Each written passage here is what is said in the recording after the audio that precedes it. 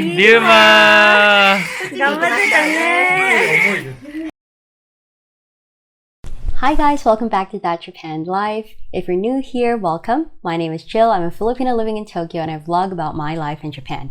It's been a while since my last video, and that is because last February I gave birth to my son and have since been very busy with his care. But we have finally settled into some kind of schedule, and so today I will be doing a video in continuation of the Pregnant in Japan series. I will be showing you actual snippets and we'll be talking about my experience delivering my baby in a Japanese hospital.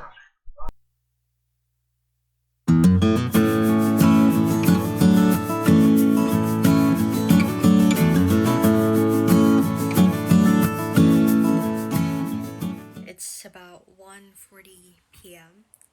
and I'm all packed for the hospital. So since I want an epidural, the doctor recommended that I go for a scheduled delivery, and based on my last internal exam, tomorrow would be a good day to deliver for me based on the status of things down there.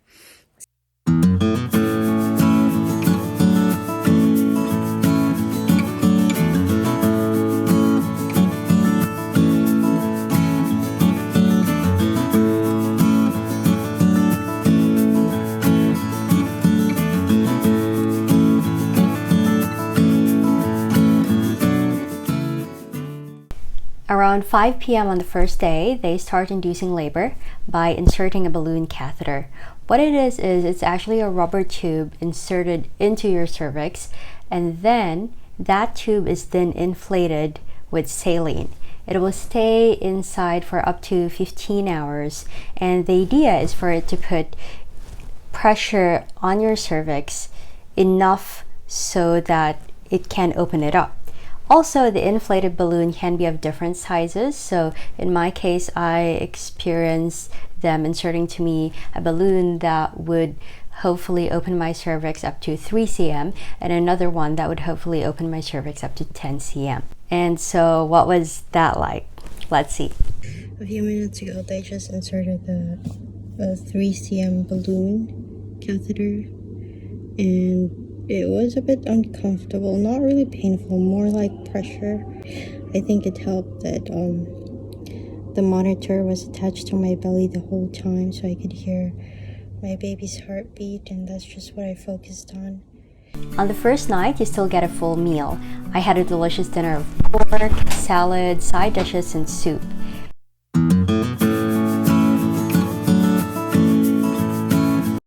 Good morning. Day 2 at the hospital. It's now delivery day.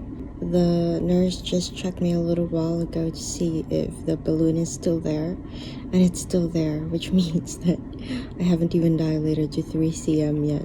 So the second day started with an internal exam. If the balloon catheter successfully aided in your dilation, it's supposed to just fall out by itself. So the fact that mine was still intact meant that it did not help much. So we had to move on and add other methods of inducing labor. But in addition to the balloon, starting this hour, they have given me some oral medication, and this medication is supposed to help with the effacement. So yes, they're gonna give it to me every hour from now on. Maybe I'm gonna have 3-4 of it. They expect things to take effect maybe around 10 a.m. Right now I'm in the labor room and my breakfast has been delivered. I'm happy I still get to eat. I expected it to be as big as the dinner though, but it's not. But it's okay, at least I still get to eat.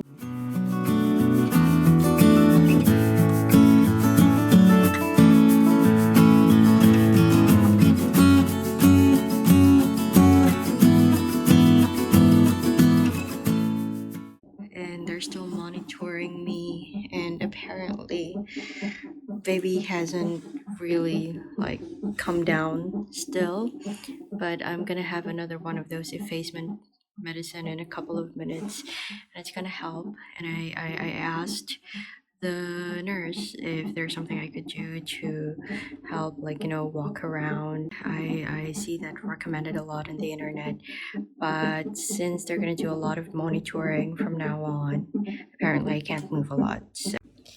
So right now I'm lying down in bed because they've already put in this one. Right now there's no medicine on it yet, but they just put it in advance because later I'm gonna need it. The doctor is going to be inserting a bigger balloon to really induce the labor this time, and also I'm gonna continue having the medicine, plus the drip would most likely hurry the labor.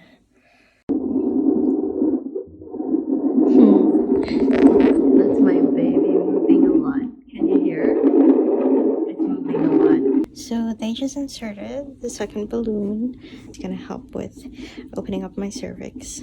So again, this time it wasn't really painful, just a bit uncomfortable. And yesterday, after they inserted the smaller balloon, I had quite painful contractions. I asked if it would be the same this time, but apparently since it's already opened up about 3 cm, so the midwife said I'm probably gonna have some contractions, but they won't be as bad as yesterday.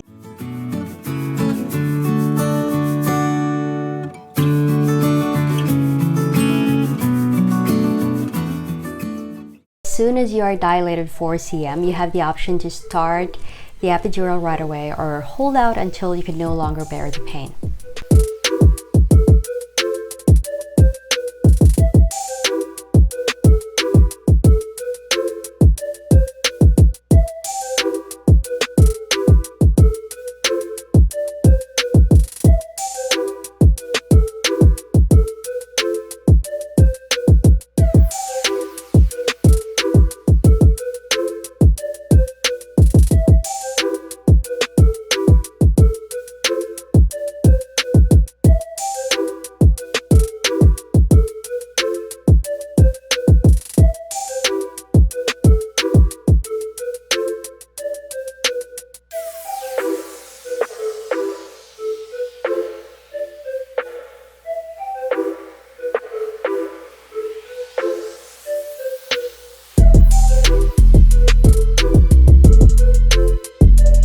Around lunchtime, I asked for the epidural to be started. I see a lot of videos about births abroad where the woman can control the amount being used up to a certain point. In Japan, that is not the case at all. The doctor has complete control of the dosage, and similar to my case, he is likely to give the minimum amount possible, so you still have sensation to know when to push. Also, it is not going to be dripping continuously. Depending on your body, the doctor would have to re-inject it after 1.5 to 2 hours. So yes, at times, some pain will still be felt. When I was already 6 cm dilated, the doctor decided to break my water. At about 4 p.m., I was moved to the delivery room and was told to start pushing whenever I felt like it.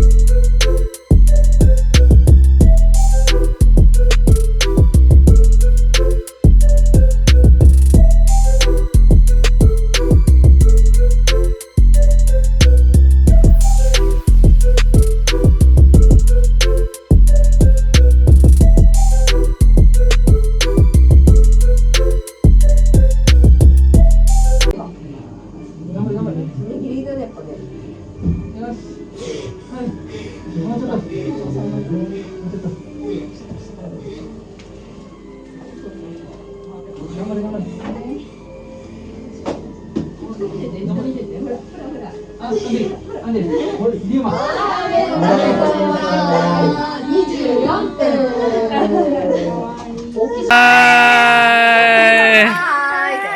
하이, 리우마. Then at exactly 4:24, my healthy baby boy was delivered.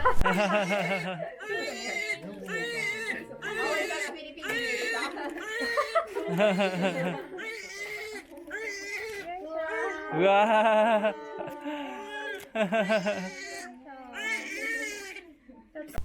My placenta was delivered soon after and the doctor did my stitches. Before being brought back to my private room, we were allowed to stay in the delivery room for about 1 hour in order to rest and bond with the baby.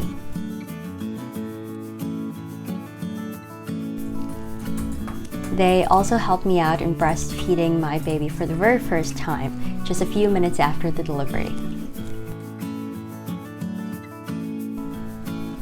That night, our baby stayed in the nursery for monitoring, but for the rest of our 6-day stay in the hospital, he was with me in my room.